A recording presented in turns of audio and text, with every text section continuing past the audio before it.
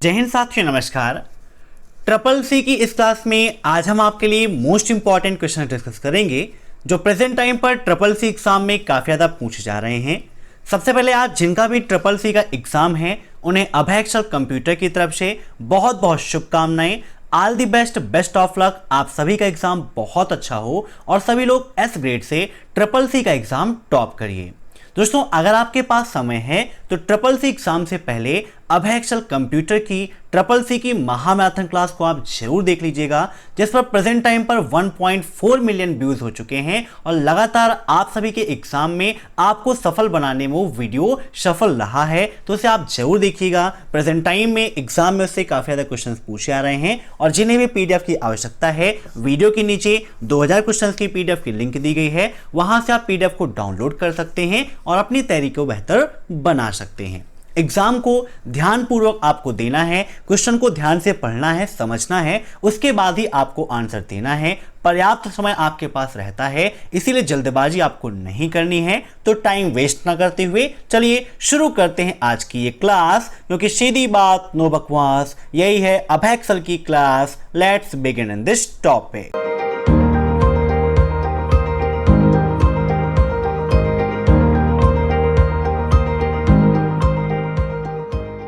दोस्तों, पहला प्रश्न है आपका, स्लाइड पर टेक्स्ट बॉक्स बनाने का सही प्रारूप है। Insert text box view, text box insert या फिर व्यू टेक्स्ट बॉक्स। इन सभी प्रश्नों को आप मॉक टेस्ट के रूप में लेते रहिए और कमेंट बॉक्स में आंसर देते रहिए। वीडियो के लास्ट में आप जरूर बताइएगा कि आपके कितने क्वेश्चन सही हुए हैं। टेक्स्ट बॉक्स कैसे इंसर्ट कर सकते हैं? अभी लिब्रे ऑफिस की मैंने क्लास कराई थी तो आपको समझाया था कि टेक्स्ट बॉक्स इंसर्ट करने के लिए किस शॉर्टकट की का उपयोग करते हैं, किस मेनू में होता है और एक स्लाइड में हम कितने टेक्स्ट बॉक्स ले सकते हैं। ये सब कुछ मैंने आपको समझाया था और एग्जाम में आज पूछा भी गया था। तो यहां पर पूछा है कि स्लाइड पर टेक्स्ट बॉक्स बनाना है तो उसका सही प्रारूप क्या है। तो यहां पर देखिए, आपको जाना होता है इंसर्ट मेनू पर और फिर आप टेक्स्ट बॉक्स पर क्लिक करते हैं तो टेक्स्ट बॉक्स आपका इंसर्ट होता है। स्लाइड में जहां पे भी चाहिए आप वहां पर इंसर्ट कर सकते हो। तो इसका राइट आंसर क्या होगा? ऑप्शन फर्स्ट, इंसर्ट फिर देन टेक्स्ट बॉक्स। ओके, अब नेक्स्ट, वर्ड काउंट में कौन सी संपत्ति प्रदर्शित नहीं होती है? ये क्वेश्चन विकास जी ने सेंड किए थे। Which property is not displayed in word count? Words, रिक्त स्थान को छोड़कर शब्द, पेज, रिक्त स्थान सहित शब्द। बताइए क्या होगा इसका आंसर? वर्ड काउंट का ऑप्शन हमें लिब्रे ऑफिस राइटर के अंतर्गत मिल जाता है। आप जो नीचे स्टेटस बार होता है वहां पर भी दिया होता है। इसके अलावा टूल्स मेनू की मदद से भी आप वर्ड काउंट का ऑप्शन प्राप्त कर सकते हो। आइए विद प्रैक्टिकल आपको समझा देते हैं। यहां पर देखिए लिब्रे ऑफिस राइटर ओपन है। हमें यहां पर एक पैराग्राफ की आवश्यकता है तो DT लिख के हम F3 प्रेस कर देते हैं। तो यहां पर देखिए आपका एक पैराग्राफ आ गया है। जूम करके आपको दिखाते हैं तो यहां पर देखिए लिखा हुआ है 291 वर्ड्स 1540 कैरेक्टर। ये क्या है? वर्ड काउंट की मदद से ही यहां पर हो रहा है। जब जाते हैं टूल्स मेनू में और यहां पर देखिए वर्ड काउंट पर आप क्लिक करेंगे तो यहां पर देखिए दिया गया है word character include spaces, character excluding spaces. Means आपके डॉक्यूमेंट में टोटल वर्ड कितने हैं? 291, कैरेक्टर कितने हैं? 1540 और बिना स्पेस के कितने हैं? 1250। मीन्स ये वर्ड की काउंटिंग करेगा, रिक्त स्थान के 7 अक्षरों की काउंटिंग करेगा और बिना रिक्त स्थान के भी करेगा। ये दोनों चीजें यहां पर करता है, लेकिन पेज की कोई भी काउंटिंग आपके वर्ड काउंट की सहायता से नहीं होती है। तो एक क्वेश्चन ये भी पूछा सकता है कि वर्ड काउंट का ऑप्शन कहां पर होता है? तो आपको टूल्स मेनू के अंतर्गत मिल जाता है। ठीक है, क्लियर? तो यहां पर इसका राइट आंसर क्या हो जाएगा? पेज हो जाएगा, क्योंकि पेज की काउंटिंग नहीं करता है, ये संपत्ति प्रदर्शित नहीं होती है, बाकी और तीनों होती है। अब नेक्स्ट, लाइन के अंत में टेक्स्ट जोड़ने के लिए VI एडिटर में किस कमांड का उपयोग किया जाता है? ट्रिपल सी की महामैराथन में तो मैंने बताया ही है और सेम टू सेम ऐसा ही क्वेश्चन एग्जाम में आया हुआ था आज कि लाइन के अंत में अगर टेक्स्ट को जोड़ना है तो VI एडिटर में किस कमांड का उपयोग करेंगे? I, स्मॉल a या फिर कैपिटल A? बताइए क्या होगा इसका राइट आंसर? काफी इंपॉर्टेंट क्वेश्चन है। तो यहां पर इसका राइट आंसर हो जाएगा ऑप्शन डी, कैपिटल ए का उपयोग करते हैं वीआई एडिटर में अगर हमें लाइन के अंत में या पैराग्राफ के अंत में कोई कैरेक्टर ऐड करना है तो, या फिर ये भी कहें कि शब्द के अंत में अगर हम कोई कैरेक्टर जोड़ना चाहते हैं तो उसके लिए किसका उपयोग करेंगे, ऐसा भी एग्जाम में क्वेश्चन पूछा जाता है। अब next, which device is required for the internet connection. Internet connection के लिए किस डिवाइस की आवश्यकता है, जॉयस्टिक, मॉडेम, सीडी ड्राइव या एनआईसी कार्ड। अब इंटरनेट कनेक्शन के लिए नेटवर्किंग डिवाइस का होना काफी जरूरी है। यहां पर इसका राइट आंसर क्या होगा, आप सभी कमेंट करके बताइए। ऑप्शन से जॉयस्टिक हैं। बच्चों आप सभी जानते हैं कि जॉयस्टिक क्या होता है। आप कंप्यूटर के अंतर्गत जॉयस्टिक का उपयोग करते हैं। जॉयस्टिक को हम पॉइंटिंग डिवाइस भी कहते हैं। मीन्स यह एक प्रकार की इनपुट डिवाइस है जिसका अधिकतर उपयोग हम कंप्यूटर में गेम खेलते समय करते हैं। तो जॉयस्टिक का उपयोग इंटरनेट कनेक्शन के लिए बिल्कुल भी गलत है, मैच नहीं कर रहा है। सीडी ड्राइव भी आप जानते हैं, कॉम्पैक्ट डिस्क ड्राइव, इसका भी इंटरनेट कनेक्शन से कोई मतलब नहीं है। यहां पर इसका राइट आंसर होगा ऑप्शन बी, मॉडेम। ठीक है, मॉडेम का उपयोग हम इंटरनेट कनेक्शन के लिए करते हैं।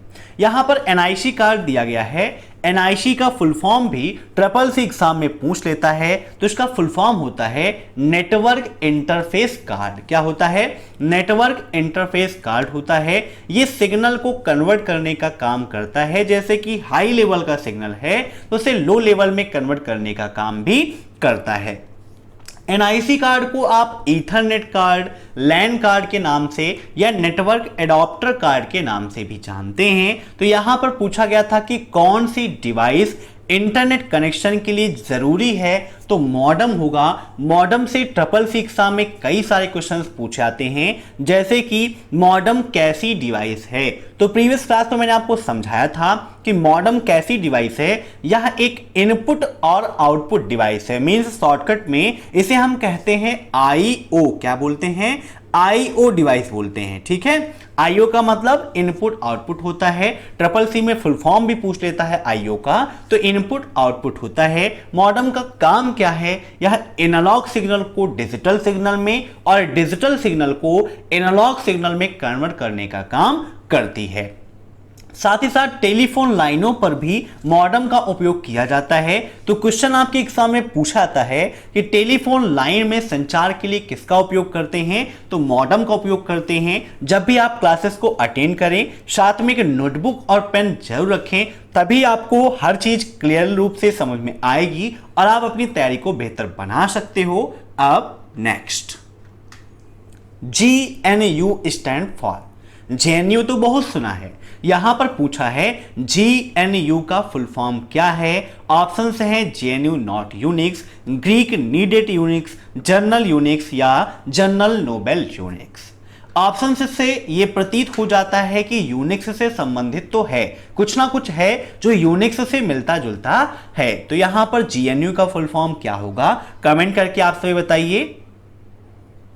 तो GNU का फुल फॉर्म होता है GNU नॉट यूनिक्स। ठीक है, ये यूनिक्स के जैसा था लेकिन ये यूनिक्स नहीं है। इसमें भी कई सारे एप्लीकेशंस, गेमिंग, ये सारे फीचर्स आपको मिल जाते थे। ठीक है, अब next, equal value of selling 532.2,4 का मान क्या होगा।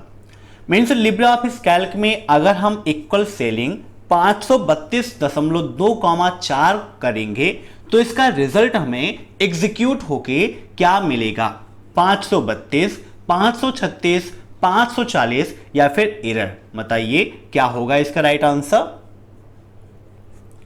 सेलिंग और फ्लोट, ये दोनों फार्मूले आपके लिए काफी इंपॉर्टेंट हैं। एक सेपरेट क्लास मैंने कराई है फार्मूले की, फार्मूला कैप्सूल के नाम से। अगर आपने नहीं देखा है तो देख लीजिएगा, यूट्यूब पर सर्च कर लीजिएगा फार्मूला कैप्सूल बाय अभय एक्सेल कंप्यूटर, आपके लिए काफी इंपॉर्टेंट है। लिब्रे ऑफिस के जो फार्मूले एग्जाम में पूछे आते हैं मैंने पूरा उसमें बताया है। आइए देख लेते हैं कि यहां पर इसका आंसर क्या होगा और कैसे ये वर्क करता है। अब यहां पर देखिए, हम लगाते हैं इक्वल सेलिंग 532.2, 4 ब्रैकेट क्लोज और इंटर करते हैं तो यहां पर इसका राइट आंसर कितना आएगा, 536 आएगा। सेलिंग फार्मूला क्या करता है, ये हमें एक ऐसी संख्या देता है जो दूसरी संख्या से पूरी तरह से डिवाइड हो जाए। ठीक है, अब यहां पर जो क्वेश्चन था देख लेते हैं। तो इसका राइट आंसर हो जाएगा ऑप्शन बी 536। अब नेक्स्ट, डबल अंडरलाइन की शॉर्टकट की Ctrl+D है, ट्रू या फॉल्स। यहां पर पूछा गया है कि डबल अंडरलाइन की शॉर्टकट की Ctrl+D होती है, तो बिल्कुल सही बात है, ऑप्शन फर्स्ट इज ट्रू। ठीक है, लिब्रे ऑफिस में जब आप देखते हैं फॉर्मेट मेनू के अंतर्गत टेक्स्ट बॉक्स का ऑप्शन आपको मिलता है, तो वहां पर दिया गया है underline, double underline, bold, italic. जैसे ट्रिपल सी एग्जाम में पूछ लेता है कि बोल्ड की शॉर्टकट की क्या है, तो बोल्ड के लिए हम Ctrl+B का उपयोग करते हैं, इटैलिक के लिए Ctrl+I का उपयोग करते हैं, अंडरलाइन के लिए Ctrl+U का उपयोग करते हैं, ऐसे ही डबल अंडरलाइन के लिए Ctrl+D का उपयोग करते हैं। बिल्कुल सही है। अब next, the screen background is known as. Screen का जो बैकग्राउंड है उसे हम किस नाम से जानते हैं, एप्लीकेशन, विंडो, डेस्कटॉप वॉलपेपर या फिर फ्रेम्स। बताइए क्या होगा इसका राइट आंसर। काफी इंपॉर्टेंट क्वेश्चन है। तो जो स्क्रीन का बैकग्राउंड होता है उसे हम डेस्कटॉप वॉलपेपर, डेस्कटॉप इमेज के नाम से जानते हैं, तो नोट कर लीजिएगा, काफी इंपॉर्टेंट क्वेश्चन है। अब नेक्स्ट, कैन वी क्रिएट और मॉडिफाई अ हैचिंग पैटर्न। क्या हम हैचिंग पैटर्न बना सकते हैं या उसे मॉडिफाई कर सकते हैं। ट्रिपल सी की महामैथन क्लास में ये क्वेश्चन भी मैंने आपके साथ डिस्कस किया था, एग्जाम में आज पूछा गया था, तो बिल्कुल सही बात है, हम हैचिंग पैटर्न को बना भी सकते हैं और मॉडिफाई भी कर सकते हैं। Option first is true. अब next, what is the manners of internet. Internet का मैनर क्या है या उसे हम किस नाम से जानते हैं, नेटिक्वेट, मैनर, नीतिक्यू या इंट्रानेट। दोस्तों, जैसे हम सभी आपस में संवाद करते हैं, आपस में एक शिष्टाचार रखते हैं, आपस में छोटे से बड़े का सम्मान रखते हैं, किससे क्या बोलना है, कैसे बातें करनी है, वैसे ही इंटरनेट पर भी होता है। ऐसा नहीं कि आप इंटरनेट का उपयोग कर रहे हैं तो पूरी तरह से स्वतंत्र हैं, जो मन में आया जिसको हमने कह दिया, ऐसा बिल्कुल भी नहीं है। आमतौर पर आप देखते हैं कि सोशल मीडिया में, फेसबुक में, ट्विटर में लोग एक दूसरे को बहुत सारी चीज़ें कह देते हैं, लेकिन हमें ऐसी नहीं करनी चाहिए। हमें वही कहना चाहिए जो हम सामने से दूसरे को कह सकते हैं। तो इसके लिए एक नियम बना हुआ है इंटरनेट में, जिसे हम नेटिक्वेट के नाम से जानते हैं। ठीक है, तो इंटरनेट का जो मैनर है, शिष्टाचार है, वो नेटिक्वेट के नाम से जाना जाता है, जहां पर साफ साफ लिखा गया है कि आप किसी को भी अपशब्द ना कहें, किसी का भी कंटेंट आप चोरी ना करें। ये नहीं कि किसी ने पीडीएफ दिया तो आपने डाउनलोड कर दिया और फिर आप उसको स्पैम करने लगे, खुद दूसरे को प्रोवाइड करने लगे। ये सभी कॉपीराइट या चोरी के अंतर्गत आते हैं, जिसमें आपके खिलाफ कई सारे केसेस भी हो सकते हैं और लगातार आप देखते भी हैं कि इसने कॉपीराइट दे दिया, यहां पर ये क्लेम हो गया। तो ये सभी क्या है, इंटरनेट के मैनर हैं, जिसे आप नेटिक्वेट के नाम से जानते हो। अब नेक्स्ट, वाईफाई पासवर्ड में मिनिमम कितने नंबर हो सकते हैं, 5, 6, 8 या फिर 10। वाईफाई क्या है, आप सभी लोग पर डे उपयोग करते हैं वाईफाई का। ट्रिपल सी एग्जाम में वाईफाई का फुल फॉर्म भी पूछ लेता है, तो वाईफाई का फुल फॉर्म होता है वायरलेस फिडेलिटी। क्या होता है, वायरलेस फिडेलिटी। कभी कभी ये पूछ लेता है कि वाईफाई में एफआई क्या प्रेजेंट करता है, तो वाईफाई में एफआई फिडेलिटी को प्रेजेंट करता है। और वाईफाई का जो पासवर्ड है वो मिनिमम 8 नंबर या 8 कैरेक्टर का हो सकता है। Option C is right. काफी इंपॉर्टेंट क्वेश्चन है ये भी आपका। अब नेक्स्ट, क्या स्लाइड को छुपा सकते हैं, ट्रू या फॉल्स। स्लाइड को हाइड करना या शो करना, ये भी मैंने लिब्रे ऑफिस की अभी जो क्लास कराई थी उसमें आपको बताया था। ये कैसे आप हाइड कर सकते हैं, कैसे आप छुपा सकते हैं। हाइड हो गई है तो उसे अनहाइड कैसे करना है, तो यहां पर इसका राइट आंसर क्या होगा, आप तो फटाफट बताइए। ऑप्शन फर्स्ट इज राइट, बिल्कुल सही है। हम स्लाइड को छुपा भी सकते हैं और उसे हम दिखा भी सकते हैं। अब नेक्स्ट, 8 बिट का समूह कहलाता है। इस क्वेश्चन को तो कंप्यूटर का वर्ल्ड क्वेश्चन कहना चाहिए, वर्ल्ड लेवल का क्वेश्चन है। मेरे से कंप्यूटर से संबंधित जितने भी एग्जाम होते हैं आप देखोगे तो सब में ये क्वेश्चन मिल जाएगा। बहुत ही ज्यादा इंपॉर्टेंट क्वेश्चन है, सिंपल सा क्वेश्चन है, लेकिन बहुत कंफ्यूज करता है। लोग बिट, बाइट और निबल में कंफ्यूज हो जाते हैं। यहां पर इसके ऑप्शन हैं 1 बाइट, 1 निबल, 1 बिट या 8 बाइट। तो 1 बाइट में 8 बिट होते हैं और 1 निबल में 4 बिट होते हैं। इसे आप नोट कर लीजिएगा। तो 8 बिट का जो समूह है वो 1 बाइट कहलाता है। Option first is right. अब नेक्स्ट, वैन का उपयोग करके पूरे देश में नेटवर्क को संचालित किया जा सकता है। ट्रू या फॉल्स, बताइए क्या होगा इसका राइट आंसर। आप सभी जानते हैं कि वैन का फुल फॉर्म क्या होता है, वाइड एरिया नेटवर्क होता है। और वैन का उपयोग 2 देशों के बीच में, एक देश में, 2 द्वीपों के बीच में या किसी एक द्वीप में, महाद्वीप में उपयोग किया जाता है। मीन्स बड़ी भौगोलिक दूरी में हम वैन का उपयोग करते हैं। तो बिल्कुल सही है, वैन का उपयोग करके पूरे देश में नेटवर्क को संचालित किया जा सकता है। Option first is right. अब यहीं पर लैन और मैन को भी आप सुन लीजिए। लैन का full form local area network, जिसका उपयोग कम भौगोलिक दूरी में किया जाता है, जैसे कि ऑफिस में, बिल्डिंग्स में। और मैन का उपयोग मेट्रोपॉलिटन एरिया नेटवर्क होता है, जिसका उपयोग शहरों को जोड़ने के लिए, क्षेत्रों को जोड़ने के लिए किया जाता है। अब नेक्स्ट, कैल्क में कॉलम की हाइट कितनी होती है, बताइए। लिब्रे ऑफिस कैल्क में कॉलम की हाइट कितनी होती है, रो की विड्थ कितनी होती है, ये दोनों क्वेश्चंस आपके एग्जाम में पूछे जाते हैं। तो आइए यहां पर विद प्रैक्टिकल आपको दिखाते हैं। कैल्क ओपन है, जूम कर लेते हैं। यहां पर जब आप जाते हो फॉर्मेट में तो यहां पर रो और कॉलम का ऑप्शन आपको मिलता है। रो पे आप जाओगे तो यहां पर हाइट का ऑप्शन है, क्लिक करोगे तो आप देख सकते हो 0.18 इंच होता है लिब्रे ऑफिस कैल्क की बाय डिफॉल्ट रो हाइट। कितना, 0.18। ऐसे ही अगर आपको विड्थ देखना है तो कॉलम की विड्थ पर आप जाओगे तो यहां पर आप देख सकते हो 0.89 इंच होता है लिब्रे ऑफिस कैल्क की बाय डिफॉल्ट कॉलम विड्थ। ये दोनों चीजें इंपॉर्टेंट हैं। जब यहां पर दोस्तों आप फॉर्मेट पे जाते हो तो यहां पर और भी ऑप्शंस मिलते हैं। जैसे सेल्स के लिए किसका उपयोग करते हैं, तो Ctrl+1 का करते हैं। और क्लियर डायरेक्ट फॉर्मेटिंग के लिए किसका उपयोग करते हैं, तो Ctrl+M का करते हैं। तो इसे भी आप नोट कर लीजिएगा, एग्जाम में काफी पूछा आता है। अब यहां पर क्वेश्चन को देख लेते हैं। तो इसका राइट आंसर हो जाएगा ऑप्शन ए 0.18। अब नेक्स्ट, NUUP स्टैंड फॉर, बताइए NUUP का फुल फॉर्म क्या है। ऑप्शन है आपके national unified USSD platform, new unified USSD platform, national unified USSD pattern, या फिर इनमें से कोई नहीं। काफी इंपॉर्टेंट क्वेश्चन है आपका। तो इसका राइट आंसर क्या हो जाएगा, national unified USSD platform. USSD का फुल फॉर्म भी CCC एग्जाम में काफी पूछा जाता है। तो यूएसएसडी का फुल फॉर्म होता है अनस्ट्रक्चर्ड सप्लीमेंट्री सर्विस डाटा। क्या होता है, unstructured supplementary service data. Note कर लीजिएगा, काफी इंपॉर्टेंट है। अब next, software that is free for trial is called shareware. ऐसे सॉफ्टवेयर जो ट्रायल के लिए हमें मुफ्त में मिलते हैं, क्या उसे हम शेयरवेयर कहते हैं। ट्रू या फॉल्स।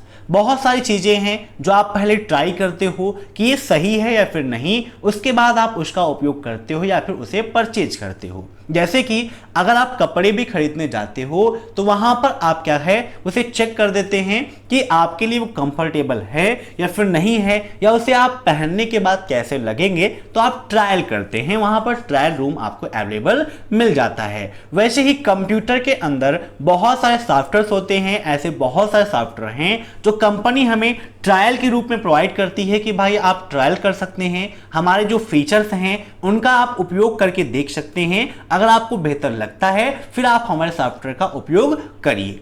तो बिल्कुल सही है, ऐसे सॉफ्टवेयर जो हमें ट्रायल के रूप में फ्री मिलते हैं उसे हम शेयरवेयर कहते हैं। Option first is right. Next, encyclopedia के लिए निम्न में से कौन सी साइट सर्वोत्तम है। Which of the following is the best site for encyclopedia. Wikipedia, Yahoo, Google या फिर ask.com। बताइए क्या होगा इसका राइट आंसर। आप सभी लोग विकिपीडिया के माध्यम से कोई भी कंटेंट पढ़ते होंगे, सर्च करते होंगे। याहू का भी आपने उपयोग किया होगा। गूगल क्या है? आपका सर्च इंजन है, आप सभी जानते ही हैं। काफी इंपॉर्टेंट क्वेश्चन है। गूगल कब लॉन्च हुआ? ये क्वेश्चन भी ट्रिपल सी एग्जाम में काफी पूछा जाता है। तो यहां पर इसका राइट आंसर हो जाएगा ऑप्शन फर्स्ट, विकिपीडिया। ठीक है, अब next, portrait and landscape art, paper size, paper layout, page orientation या ऑल ऑफ द अबव। बताइए पोर्ट्रेट और लैंडस्केप ये क्या हैं? पेपर की साइज है, पेपर का लेआउट है, पेज ओरिएंटेशन है या फिर सभी हैं? आप सभी लोग राइटर में या फिर कैल्क में दोनों जगह आप देखते हैं, वहां पर आपको पोर्ट्रेट और लैंडस्केप का ऑप्शन मिलता है। आपको लिब्रे ऑफिस इंप्रेस में भी मिल जाता है कि अगर आप स्लाइड्स को लैंडस्केप, पोर्ट्रेट जैसे भी प्रिंट करना चाहते हैं कर सकते हैं। तो पोर्ट्रेट और लैंडस्केप क्या होते हैं? ये पेज के ओरिएंटेशन होते हैं। क्या होते हैं? ओरिएंटेशन होते हैं। Option C is right. अगर आपने पेज का ओरिएंटेशन पोर्ट्रेट किया है तो पेज की जो लेंथ है वो ज्यादा रहेगी। अगर आपने लैंडस्केप किया है तो पेज की जो विड्थ है वो ज्यादा रहेगी। ठीक है, तो दोनों क्या हैं? ओरिएंटेशन है। अब next, B stand for what in full name of BTL? BTL के फुल फॉर्म में बी का क्या मतलब है या फिर बी किसको प्रेजेंट करता है? बाई, बिलो, बिटवीन या फिर ऑल ऑफ द अबव। काफी खतरनाक क्वेश्चन है, सिंपल सा क्वेश्चन है। बीटीएल के अगर आप फुल फॉर्म सर्च करोगे तो आपको बहुत ज्यादा फुल फॉर्म्स इसके मिल जाएंगे। कंप्यूटर टेक्नोलॉजी के अंतर्गत भी बीटीएल के कई सारे फुल फॉर्म्स हैं, जैसे यहां पर ऑप्शन हैं बाई, बिलो, बिटवीन या ऑल ऑफ द अबव। बताइए क्या होगा इसका राइट आंसर। तो इसका राइट आंसर यहां पर होगा option D, all of the above, क्योंकि बाई बी को प्रेजेंट करता है। बीटीएल के अंतर्गत बाई भी है, बाई से करके फुल फॉर्म है। जैसे बिलो है तो below the line, between the line, ये सभी बीटीएल के ही फुल फॉर्म हैं। तो यहां पर बी पूछा था तो बाई, बिलो और बिटवीन ये तीनों होते हैं ऑल ऑफ द अबव या नेक्स्ट। सोशल नेटवर्किंग शब्द का पहली बार प्रयोग कब किया गया था? When was the term social networking first used? 1995, 1997, 2003 या फिर 2000? बताइए क्या होगा इसका राइट आंसर। वर्तमान में तो लगभग सभी लोग सोशल नेटवर्किंग साइट्स का उपयोग कर रहे हैं, चाहे वो फेसबुक हो, ट्विटर हो, टेलीग्राम हो, व्हाट्सएप हो, मैसेंजर हो। ये सभी क्या हैं? सोशल नेटवर्किंग साइट ही हैं, जहां पर आप अपने मित्रों से, रिलेटिव से जुड़े रहते हैं, आपस में संवाद करते हैं। एक क्वेश्चन भी एग्जाम में पूछा जाता है कि वर्तमान समय में रिश्तेदारों से या दोस्तों से जिसने करीबी बढ़ाई है वो कौन है? तो सोशल नेटवर्किंग साइट है। और इसी सोशल नेटवर्किंग शब्द का पहली बार प्रयोग 1997 में किया गया था। Option B is right. अब नेक्स्ट, किसका उपयोग लिब्रे ऑफिस की सभी शीट को बंद करने के लिए किया जाता है? Ctrl+Q, Ctrl+W, Ctrl+C या क्लोज का? बताइए क्या होगा इसका राइट आंसर। जिनका भी कल एग्जाम है वो मॉर्निंग में 7:30 बजे की क्लास अटेंड कर लेंगे और एग्जाम के बाद क्वेश्चन हमें जरूर भेजेंगे, ठीक है, ताकि हम डिस्कस कर सकें और जिनका एग्जाम रहे उनकी हेल्प हो सके। अब यहां पर पूछा गया था कि किसका उपयोग लिब्रे ऑफिस की सभी शीट को बंद करने के लिए किया जाता है, तो हम Ctrl+Q का उपयोग करते हैं। इसके द्वारा क्या होता है? Exit Libre office. तो जो भी सीट्स हैं, ठीक है, जो भी वर्कशीट खुली हुई है या आप राइटर का उपयोग कर रहे हैं, वहां पर भी जो ओपन है, सब कुछ आपका एक साथ में बंद हो जाता है, तो Ctrl+Q होगा। अगर ये पूछता कि करंट विंडो को क्लोज करने की शॉर्टकट की क्या है, तो Ctrl+W होगा।